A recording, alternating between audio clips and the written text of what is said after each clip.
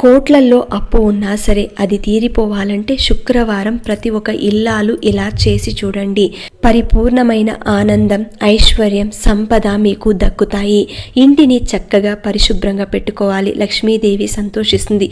పూజ గదిని ఎప్పటికప్పుడు శుభ్రం చేసుకుంటూ ఉండాలి.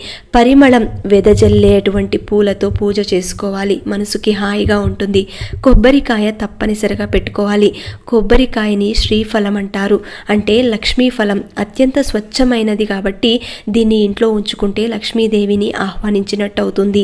ఇంకొకటి, కొబ్బరికాయని ఎరుపు రంగు వస్త్రంలో చుట్టి డబ్బు నిల్వ చేసే చోట భద్రంగా దాచి ఉంచుకుంటే మీ సంపద రెట్టింపవుతుంది. శుక్రవారం రోజున ఆవులకు గడ్డి తినిపించండి, బెల్లాన్ని తినిపించండి, నేతితో దీపారాధన చేయండి. ఇలా కొన్ని వారాలు చేసి చూడండి. మీ ఇంట్లో ఉన్న ఆర్థిక ఇబ్బందులన్నీ కూడా పూర్తిగా తొలగిపోయి ఆ లక్ష్మీ అనుగ్రహం కలుగుతుంది.